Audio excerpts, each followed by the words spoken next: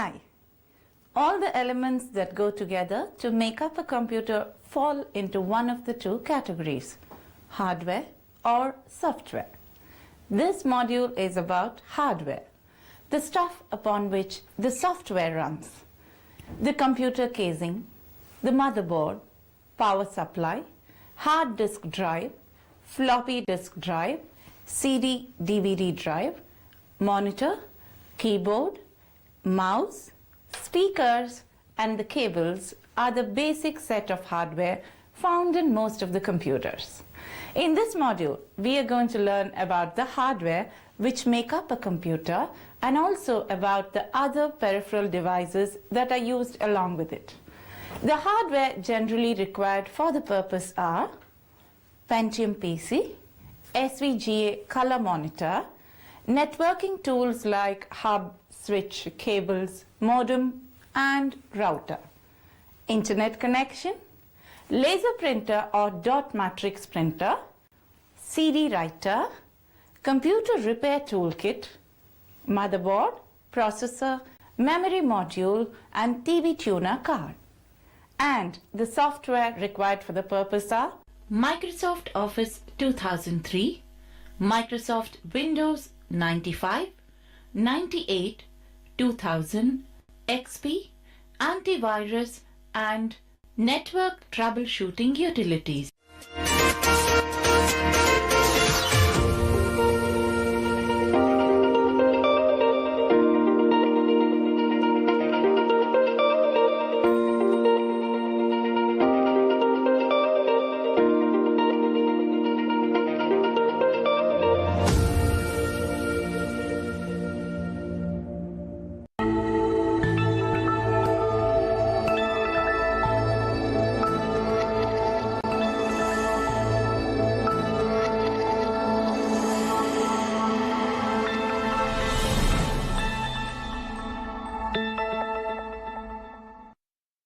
Install and check hardware status. The objectives of this exercise are to install and uninstall a device using Device Manager. Check status of the hardware using Device Manager. To access Device Manager, you can open the Device Manager by double-clicking on the System icon in the Control panel and choosing the Device Manager tab. The Device Manager is also accessible by right-clicking on My Computer, selecting Properties, and then selecting the Device Manager tab. There is an easier way of doing this.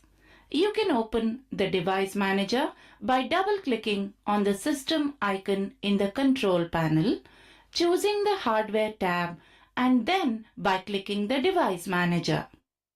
Remove a device using the Device Manager. Removing a device causes Windows to lose all recognition that it has. The device will stop working. Windows should automatically recognize a new device when it restarts, but this does not always happen. If Windows does not recognize, you will have to use the Add New Hardware icon in the Control panel to recognize the hardware.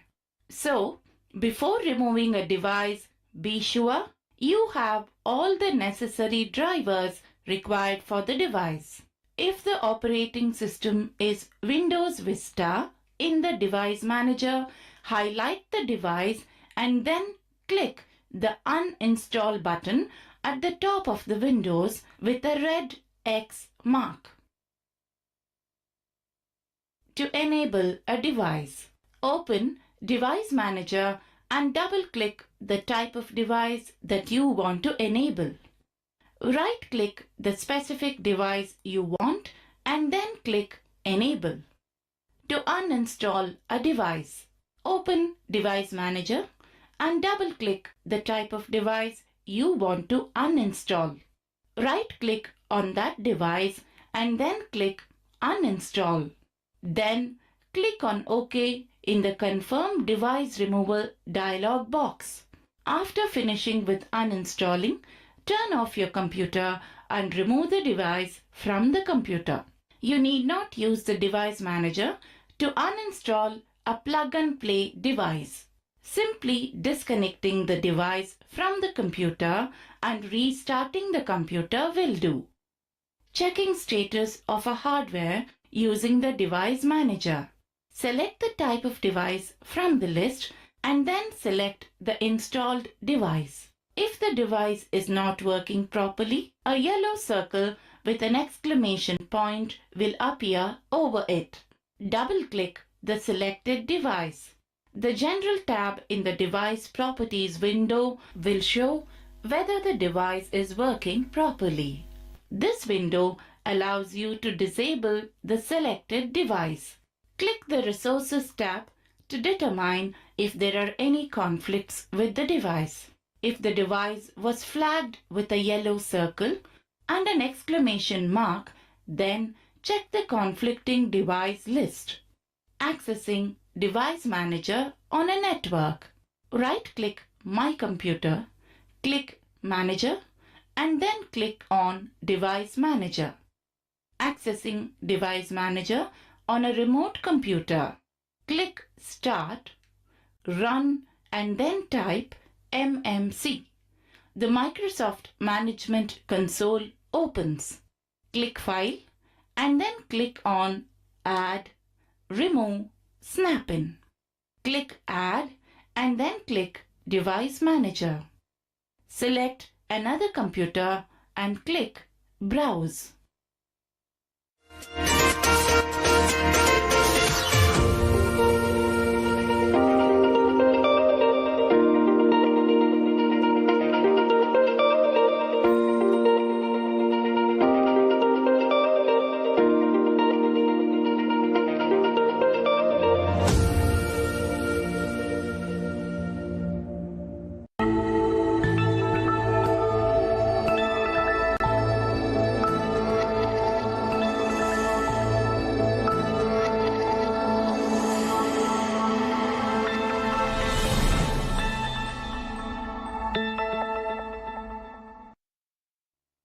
Practice mouse and keyboard.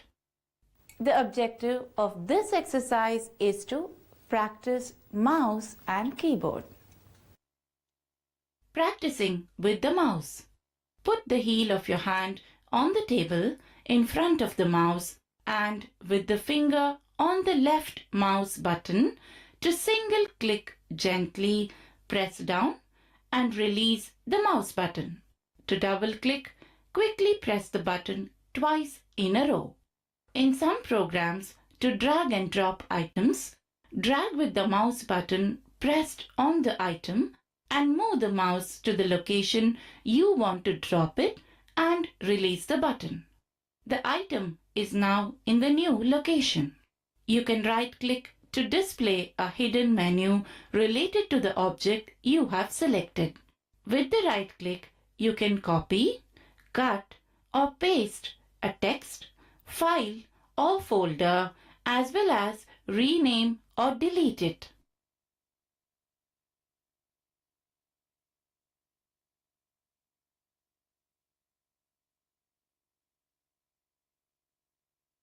Practicing with the keyboard. Place your fingertips on the keyboard as shown here. The finger placement is the fundamental for touch typing. With this placement, it is possible to press all the other keys. Each finger is responsible for the keys diagonal to it, above and below. For example, the middle finger that rests on the letter D is also used for the letters E and C. The index fingers which rest on F and J are used for the line of the letters to their right in a diagonal shape. In the sense, the finger on F is used for R and V and also for T, G and B. The fundamental position can also be located without looking at the keyboard by feeling the markings that can be found on F and J keys.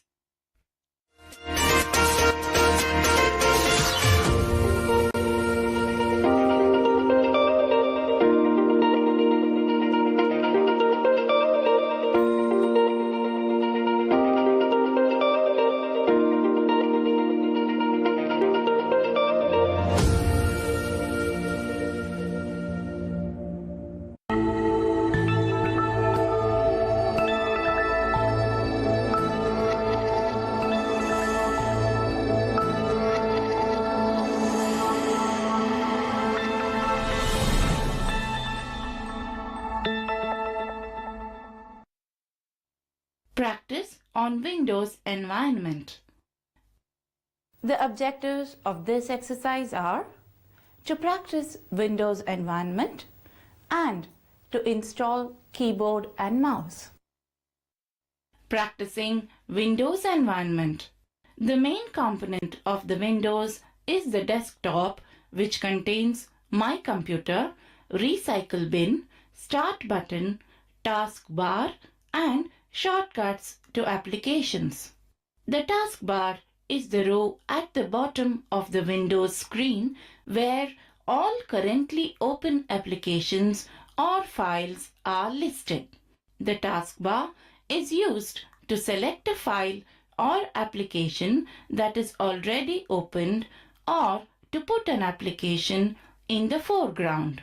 By clicking the Start button at the bottom left corner of the screen, a vertical pop-up window appears above it. The list of submenus in that window lets you navigate and select the application you want to run. The minimize, maximize, and close buttons are at the top right corner of the document that you are using. Clicking the first button minimizes the screen, sending it to the taskbar. The second button maximizes your screen, filling the whole of your desktop with the document you are working on. The last X button is used to close the document. It is the best practice to work with your document window maximized. My Computer. Double-clicking on this icon on the desktop will open a window where you can navigate between computer drives and control panel tools. Installing the keyboard or mouse. Turn off the computer, unplug power cord, modem, and network cables. If you are installing a personal system 2, that is PS2 mouse, connect the mouse to the PS2 mouse port on the back of your computer.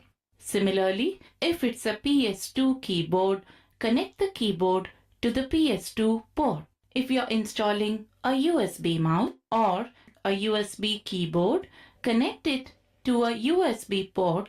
Please note that it is not necessary to turn off the computer to connect a USB mouse or USB keyboard.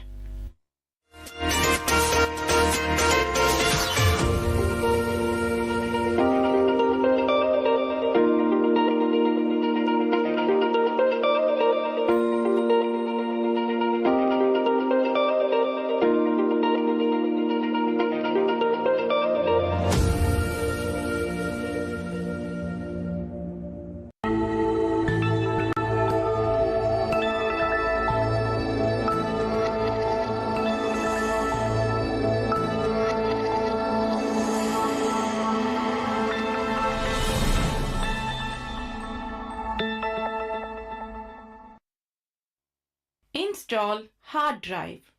The objective of this exercise is to install a hard drive. Installing a hard drive. Earlier, IDE hard drives were being used. Nowadays, hard disks come in two styles, ATA and SATA. SATA disks have a better speed compared to ATA drives. A few SATA drives accept the same standard 4-pin power connector used for ATA drives. But native SATA drives only accept SATA power that the new power supplies have. While replacing an IDE hard disk, take care to set the jumper accordingly if it is to be a slave to another hard drive. Look at the drive documentation for more information. On the other hand, SATA drives can only be set to master and have no jumper as they have their own SATA port. Installing an IDE hard drive. Slide it in and secure the drive with screws. If it's only one drive, then just plug the cable from the main IDE slot to the controller at the back of the hard drive. If it's being used as a slave drive, hook it up with a ribbon cable of the other hard drive. The IDE cable is marked with a notch that it goes only one way. Boot up. While in boot, hit the delete key. Go to CMOS settings and look for drive settings. Make sure it is on auto. If the hard disk is going to be used as a boot disk, then you will have to partition the disk and format it to install Windows XP. If this hard disk is being used as an additional disk with another bootable disk, then you can configure the drive through a program in Windows.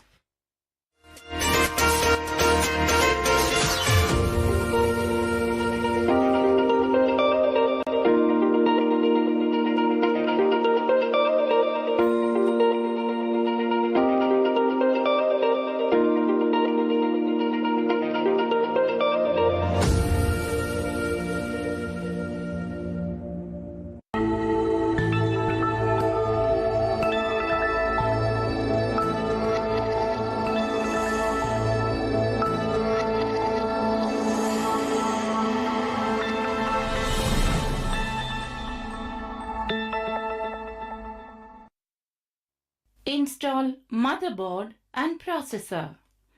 The objectives of this exercise are to installing motherboard. Lay down the motherboard on the metallic plate and check which holes of the plate match with the holes on the motherboard. Fix the motherboard with screws, nuts and washers.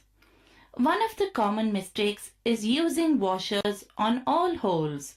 Use the washers only on non-metallized holes. The metallized holes are meant for proper grounding with the system case. Installing CPU and memory. It is always easier to install the CPU cooler and the memory modules on the motherboard before fitting it to the case. Install all the wires and cables that come from the casing to the motherboard. Installing front panel wires. Locate the front panel connectors on your motherboard and install the corresponding wires from the case's front panel. By this way, the reset switch, power LED, hard disk drive LED and the speaker are connected to the motherboard. Match the polarity for the connectors that require them.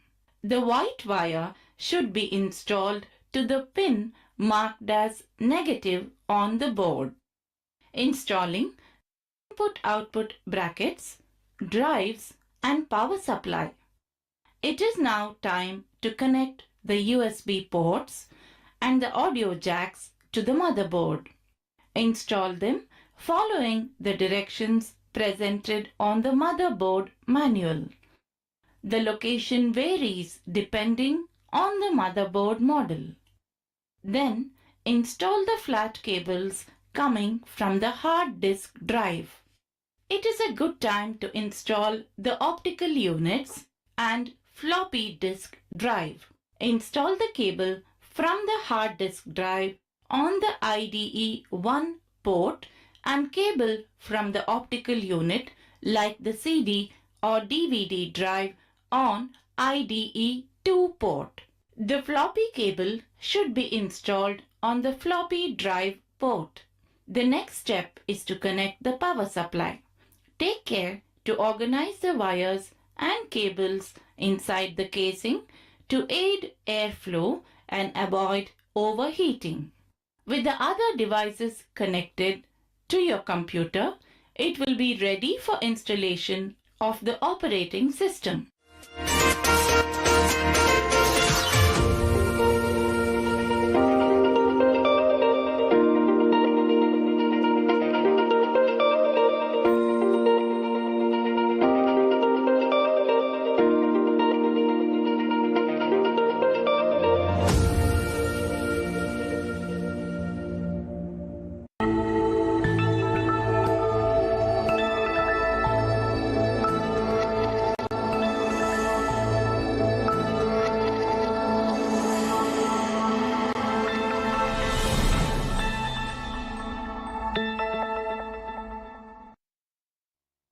installing RAM, and cleaning CD-ROM drive. The objectives of this exercise are to install RAM, clean CD and DVD drive. Installing RAM. First, determine the kind of RAM you need and whether your computer has enough open slots to hold it.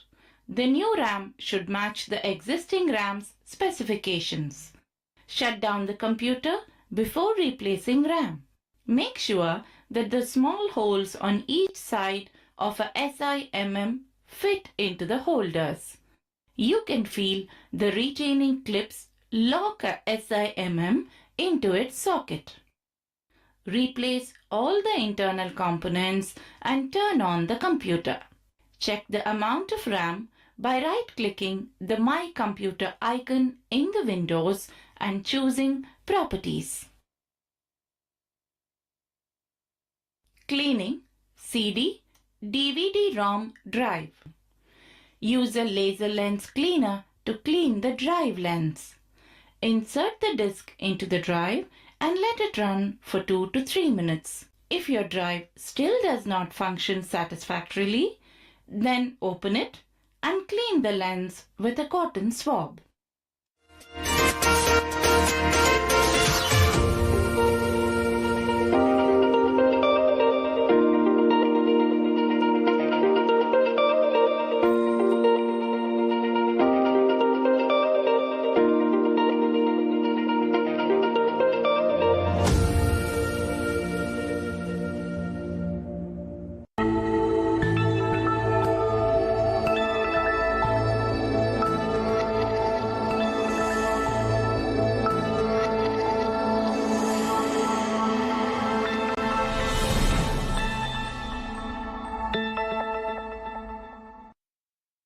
Troubleshooting hardware and software.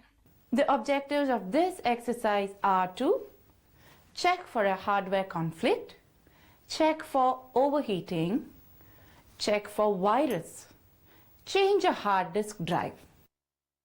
Checking for a hardware conflict. If your computer starts crashing after you added a new hardware, then remove the hardware and uninstall whatever software you installed with it. If that solves the problem, then contact the manufacturer for the latest driver version that fixes the problem. If it does not solve the problem, then some of the Windows files might have been overwritten by the installed drivers and you need to reinstall Windows. If a computer crash tends to occur after the computer has been running for a while, it could be the result of overheating. Check to make sure that the vents are not blocked and there is good air circulation. Confirm that the computer fan is running. Blow the dust off the circuit board, chips and the fan. Checking for virus. If you have a virus protection software, make sure it's updated regularly. Viruses can appear anytime, and so if you don't have a virus protection software, invest in a program that can scan and clean your hard drive. Changing a hard drive. Disconnect the computer from the power source. Locate the hard drive. Remove the hard drive after confirming if it is a primary or secondary drive. Make sure that the jumper is set to master if it's the primary drive. If it's a secondary drive, then the jumper should be set to slave. Next, attach the ribbon to match the plug of the hard drive and screw it to the bracket. Format your hard drive if it is blank and your new hard drive is now ready to use.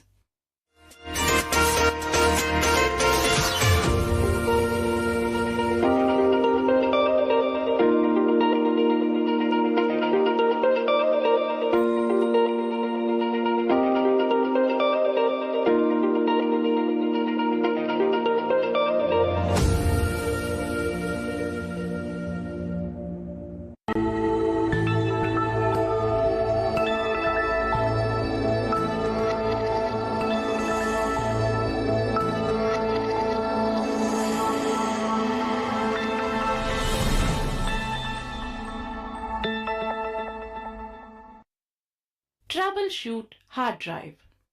The objectives of this exercise are to troubleshoot a hard drive, troubleshooting sound output from the computer. Troubleshooting a hard drive through Windows Device Manager. Open Control Panel and select System icon. Then select Hardware, then Device Manager tab. A graphical tree structure showing all of your PC will be visible in a window. If you select Properties while selecting Disk Drive on the list, you will be able to see the IRQs, DMA channels, and the input-output addresses in use in your PC. It is very useful for resolving resource conflict through Norton System Information. This utility is similar to the Microsoft Diagnostics, but it is more in detail, and this too is a part of Symantec's Norton utilities. Through Microsoft ScanDisk and Norton Disk Doctor. This is used to check file system corruption and read errors in hard drives. Through Norton Diagnostics. This goes beyond the system information program and actually performs tests on the hardware to identify problems.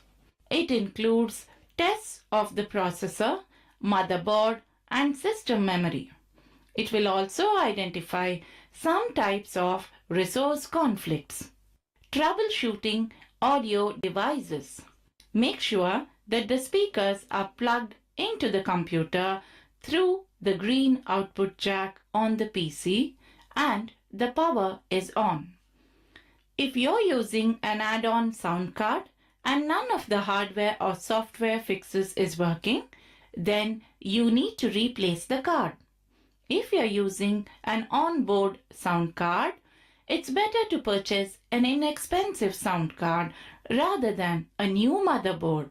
If you have been altering settings in the BIOS, you may have disabled your onboard sound if that is what you are using. If all this is proper, then click Start, Control Panel, Sounds and Audio Devices, and Volume tab. See if the mute box is checked. If so, uncheck it.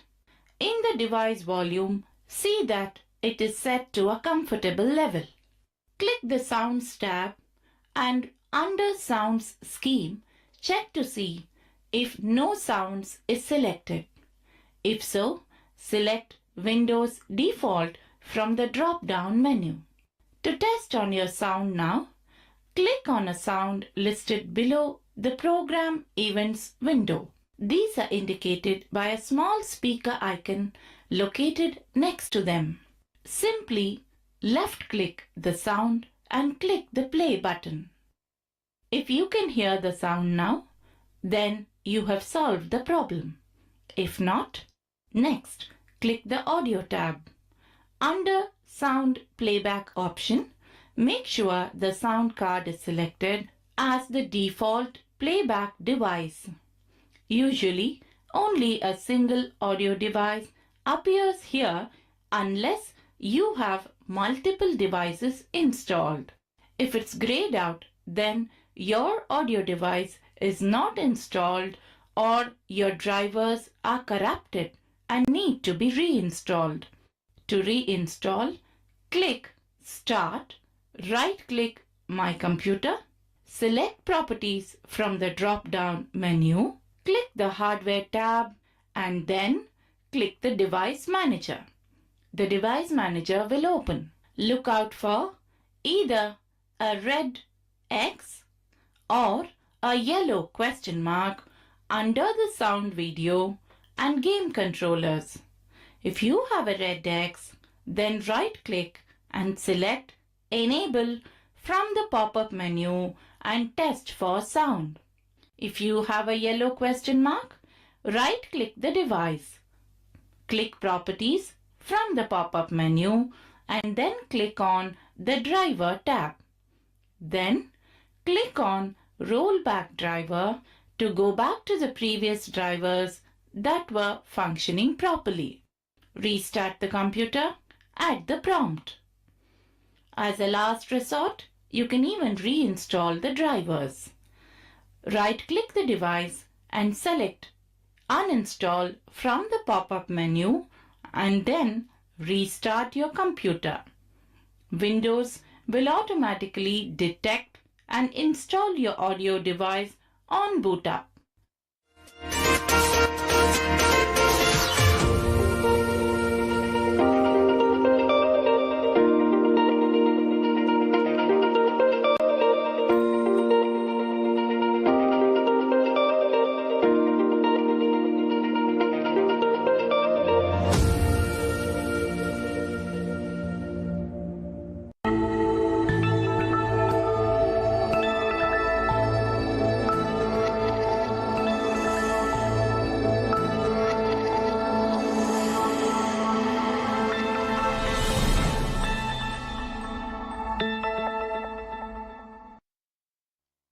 Clean and replace a computer processor.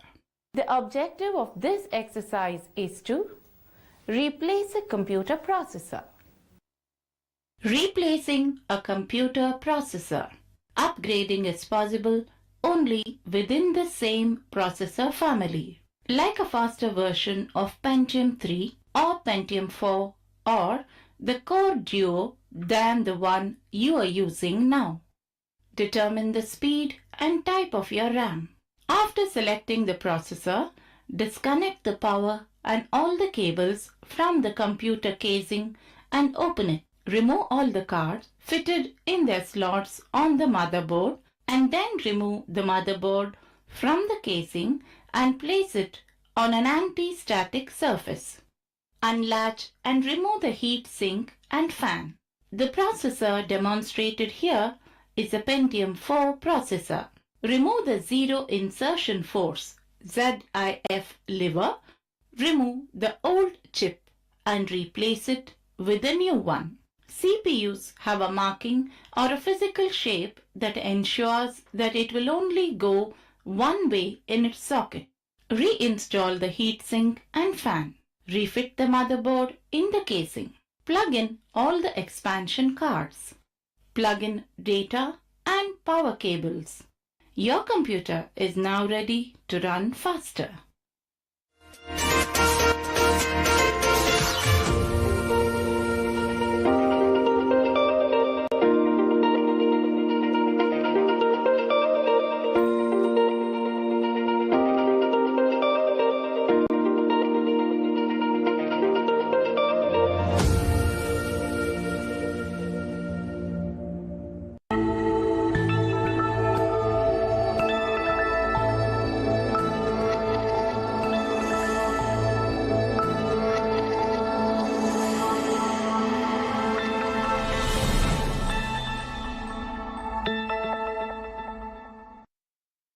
Testing a computer motherboard. The objectives of this exercise are to test a computer motherboard, change the CMOS battery in a computer, install a power supply. Test a computer motherboard.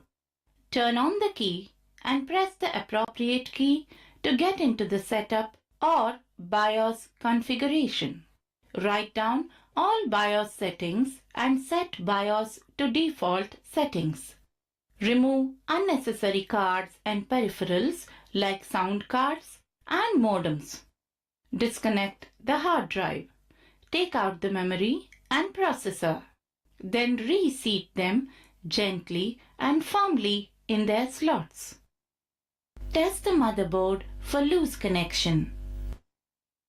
Turn on the computer and note whether it powers on and displays a hard drive error. If not, next swap the power supply and video card from another working computer. Test the computer again. If it powers on, replace the components one at a time until you find the one causing the problem. Turn on the computer and enter the BIOS configuration screen. Configure the settings to the previous setup. Change a CMOS battery in a computer, start the PC, and hit Del to go to the configuration menu.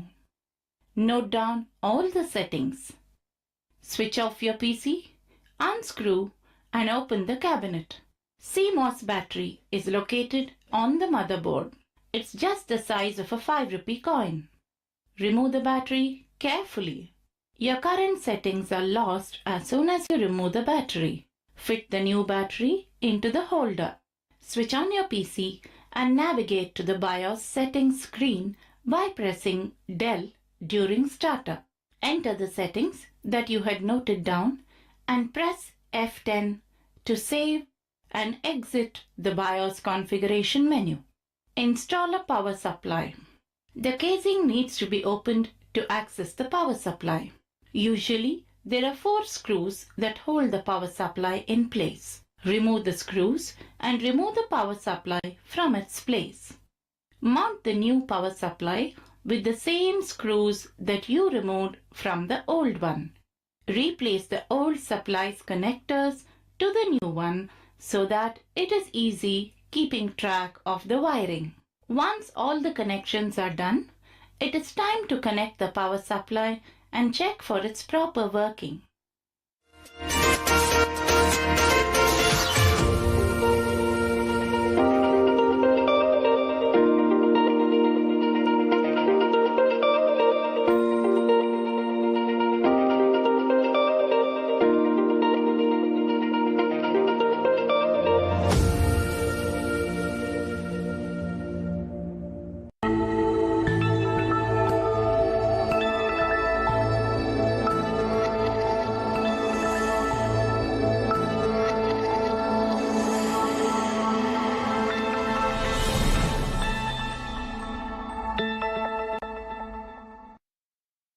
Install a graphics card. The objective of this exercise is to install a graphics card. Install a graphics card. Uninstall the existing graphics card drivers by right-clicking on My Computer, selecting Properties, clicking on Hardware, and clicking on Device Manager. In it, under the section Display Adapter, you will find the graphics card listed. Double-click on it to find out the properties and click on the Driver tab and then the Uninstall button.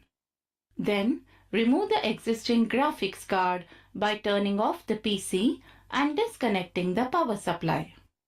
Open the CPU and locate the AGP slot of your motherboard. Unscrew the graphics card from the backplate and remove it. Insert the new card firmly and screw it. Then install the new drivers. If you use Windows XP, it will guide you through the installation process on its own. Once the graphics card is installed and the computer is turned on, the system will automatically detect the new device and prompt you to proceed with the installation.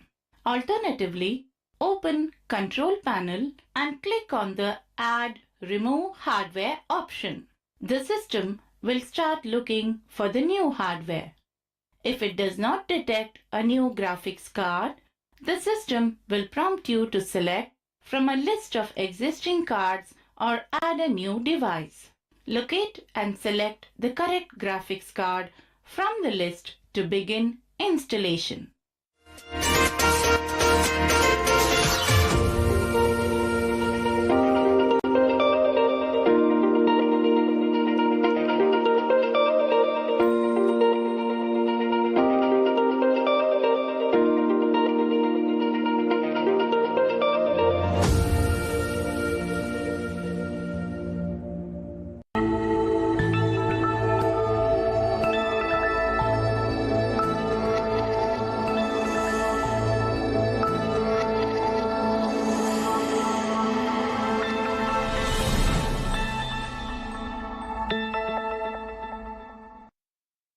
Install a video card.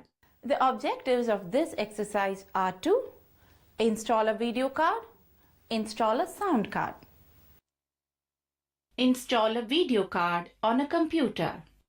Remove the cover of the chassis. Remove the old video card and fit the new one. If upgrading from an ISA card to a PCI card, find an open PCI slot. Knock out the metal place on the slot holder on the computer back panel and insert the video card gently and firmly into the slot and reboot the computer. If the monitor displays properly, then the card is working. Then follow the on-screen instructions to install drivers and additional software.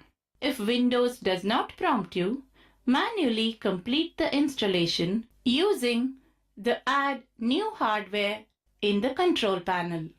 Install a sound card on a computer. Open the casing and locate the existing sound card if there is one already installed. If the computer does not have one, then knock out the metal plate on the card slot holder and insert the sound card gently but firmly into the slot and fasten the screw. Connect speakers to the sound card port. Turn on speaker and restart the computer. If Windows detects the sound card on boot up, then follow instructions for installation. If not, manually complete the installation through Add New Hardware in the control panel. Play a music CD to test the sound card.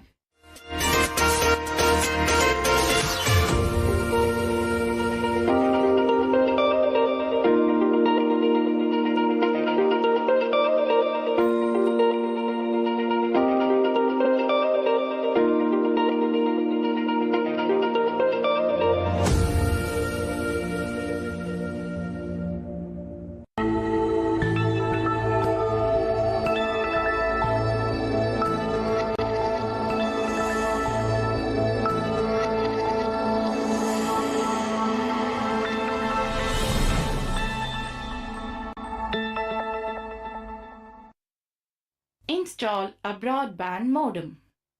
The objectives of this exercise are to install a broadband modem. Install a broadband modem. Ensure that you have all the necessary equipment to connect the modem. This includes the modem with a power adapter, Ethernet cable, telephone cord, if you have an ADSL modem. The Ethernet cable connects the broadband modem to your computer, while the telephone cord connects the ADSL line port of the broadband modem to the telephone network. Attach the power adapter to the modem, plug it in and switch it on. To set up your broadband modem, open your web browser and type in the URL of the modem's administrative site. Log in to the admin section by entering the username and password found in the user manual. Choose your internet connection type.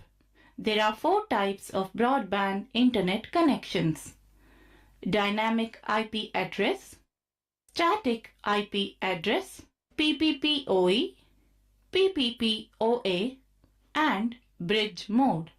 Choose dynamic IP address to access an IP address automatically from your ISP server. You will be provided with an IP address for every broadband internet connection. In some cases, the IP address is dynamic. It changes each time you connect to the internet, and in others, it is static. It is retained even after you disconnect from the internet.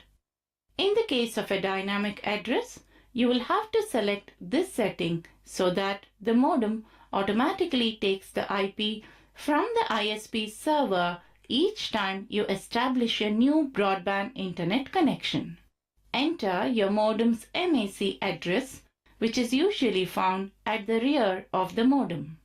You need to fill in the VPI, VCI, IP address, subnet mask, ISP gateway address, server address, primary DNS address, secondary DNS address, and connection type.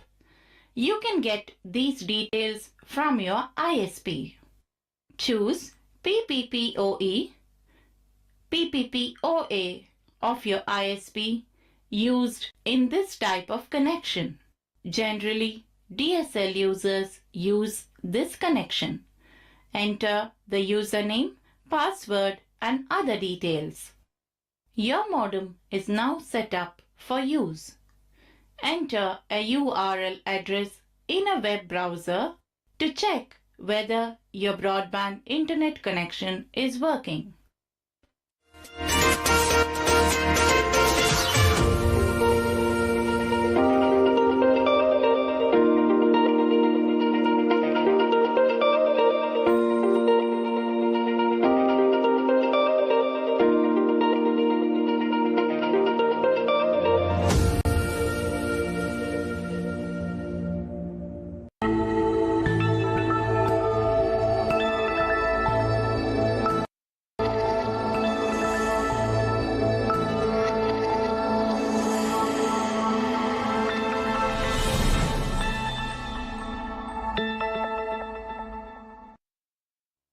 Troubleshoot DSL modems. The objectives of this exercise are to troubleshoot DSL modems, install a wireless DSL modem. Troubleshooting a DSL modem. Switch on the modem. If your modem has an indicator light for being on the internet, check to see if it is green, yellow, or red. If the light is green, then it is likely that there is a software configuration issue than a hardware issue. If the status light is not illuminated, then it is due to a connection problem in the modem or the phone line. If both are good, replace the Ethernet cable that is connecting the computer to the modem.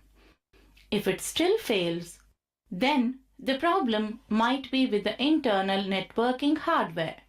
Rerun the DSL modem installation CD. Installing a wireless DSL modem. Plug in the power connector and plug in the cable between the cable modem box and the wireless router. Install the software provided with the router on the computer closest to the router. Turn on the wireless device that you want to access through the router. This can be anything like gaming systems, printers, cameras, laptops, or desktops. But all devices that you want to connect should have a Wi-Fi card installed. This is the hardware which is used to pick up the wireless signal transmitted from the router. Turn on the Wi-Fi option and the device will automatically find any routers that are within the operating radius. Select the router that you have purchased as the default setup and you will be able to access the internet. Multiple users can access the internet at the same time.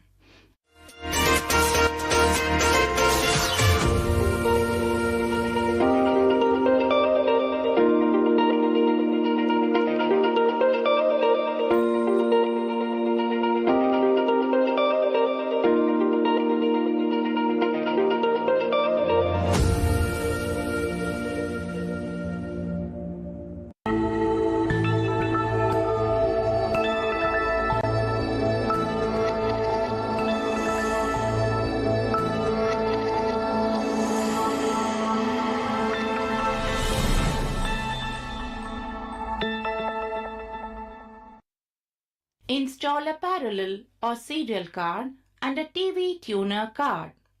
The objectives of this exercise are to install a parallel or serial card in the computer.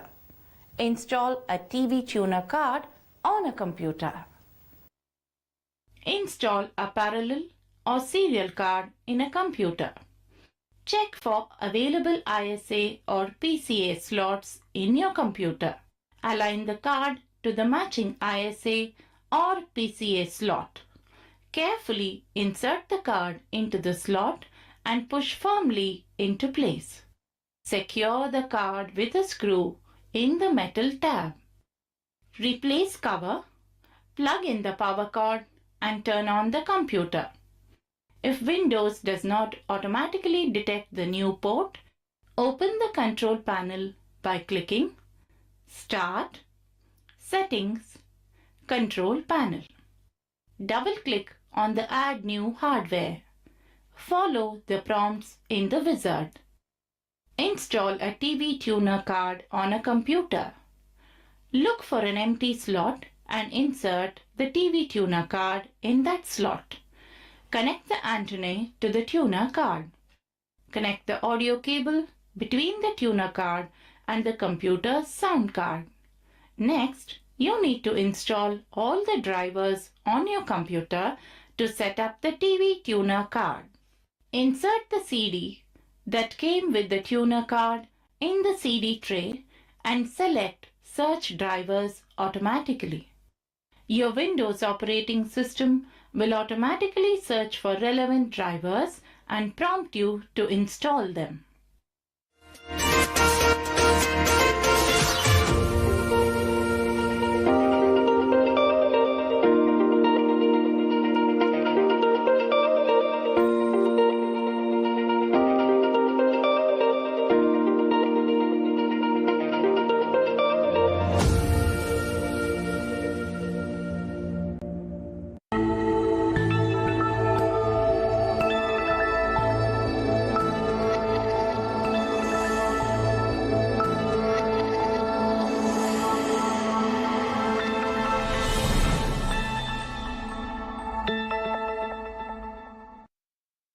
Install an Ethernet PC card.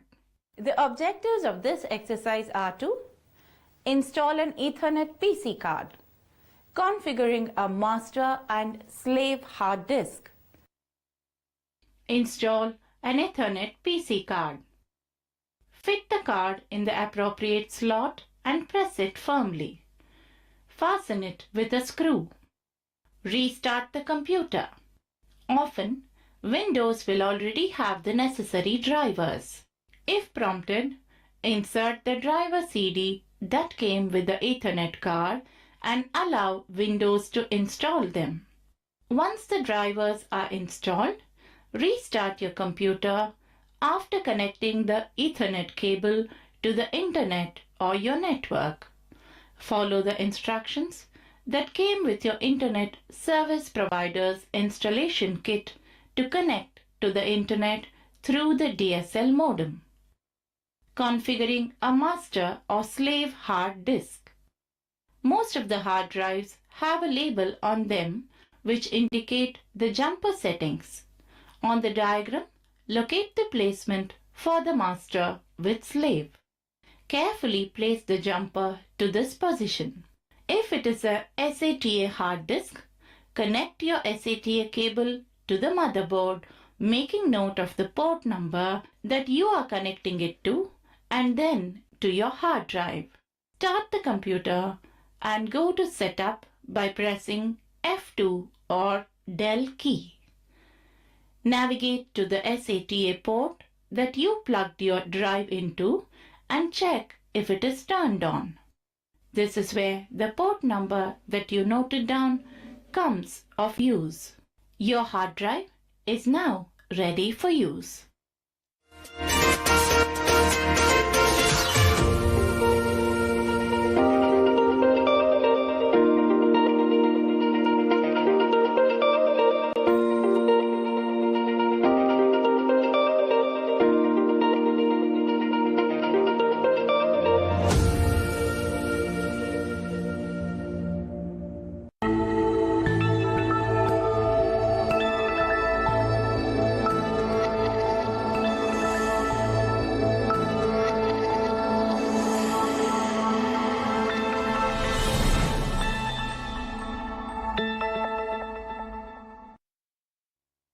Perform a scan disk function in Windows XP. The objectives of this exercise are to perform scan disk in Windows XP, use Norton System Works. Perform scan disk. Select My Computer from Start button or the icon on the desktop. Then select the hard disk that you want to perform scan disk function by right-clicking on it. Scroll down to the bottom of the pop-up menu and select Properties and then click on Tools menu and check Now. This option will now check the volume of errors.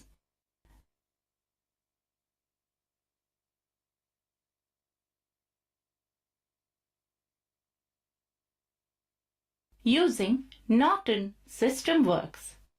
Uninstall any old security and antivirus software. Perform a virus scan using the CD included in the package before installing the software and let it quarantine or delete anything that it finds to be offensive and then install the software. Configure the software to run scan every week. Configure it to allow or disallow cookies and for other levels of protection.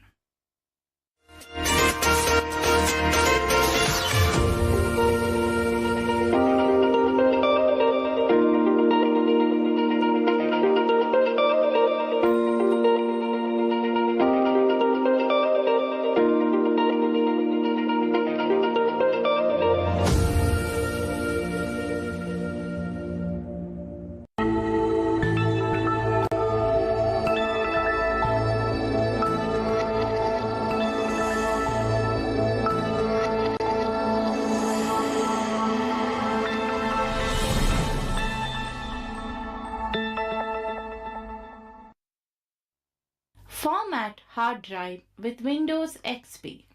The objective of this exercise is to format a hard drive with Windows XP. Format hard drive with Windows XP. Formatting a hard drive will lose everything on it. Therefore, it is very important to back up anything you might want later. Save everything that you want to a CD, DVD, or a hard drive that you won't be formatting. To format a secondary hard drive, right-click on My Computer and select Manage. A new window titled Computer Management comes up. Select Storage from the left-hand side and then select Disk Management from the right side by double-clicking it. In the lower part of the main frame of the window, you should see a nice visual of all your hard drives. Each line is a different drive, and each box on a line is a partition on the drive. First, you must delete existing partitions on a drive if you want to format it. Do this by right-clicking on the Partitions box and then selecting Delete Partition. You can also format a single partition of your drive if you want to. The box of the drive to be formatted should now have a black bar at the top of it. Right-click on it and select New Partition. In the New Partition wizard, click Next and make sure Primary Partition is selected and click Next. Confirm that the size indicated is the maximum and click Next again. On the next page, the computer will automatically choose the first available drive letter for the new drive. If you want to, you can choose another drive letter from the drop-down menu and then click Next. Finally, the Partition wizard will ask you about the kind of format you want to do. Choose NTFS as it is faster and more secure. Leave the allocation unit size as default and then enter whatever name you want in the volume label window. If the drive is brand new, check the Perform a Quick Format box. If not, leave this box unchecked. Leave the Enable File and Folder Compression box unchecked and click Next and then Finish. Do not close the Computer Management window until it finishes formatting. The word under the size of the drive changes from formatting to healthy when it is done. You can now proceed to use your new formatted hard drive. Formatting and installing from Windows XP CD. Let us see how to reformat a drive from the Windows XP installation CD. Insert the Windows XP installation disk, and after a few seconds it will display "Press any key to boot from CD." The CD will load up a blue screen and then spend a while loading files it needs. When it is finished, it will list a few options. Mainly press Enter to set up Windows XP. Press Enter. Next, you will be at a screen to select where to install Windows. This is where you can delete old partitions and format drives. The box in the bottom half of the screen shows all your drives and the partitions that exist on them. On the next screen, press the L key to finalize deleting the partition. Now you're back on the screen to choose where to install Windows.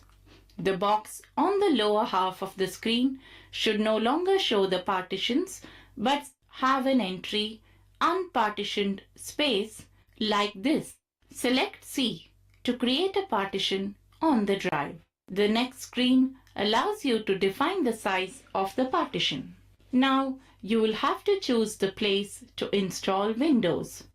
But this time the drive letter and size will be displayed. Highlight this entry and press Enter.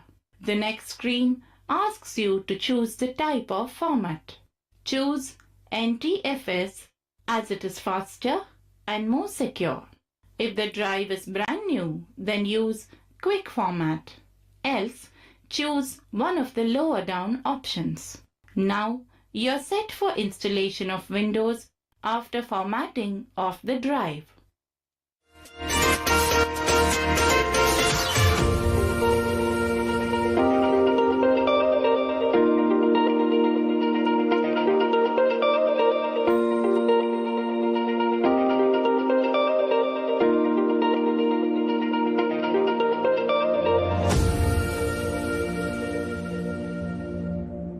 Today I am here to demonstrate by using e-wallet buddy.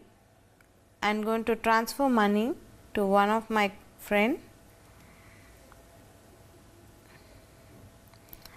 In order to log in, you have to give your 4-digit PIN number and log in.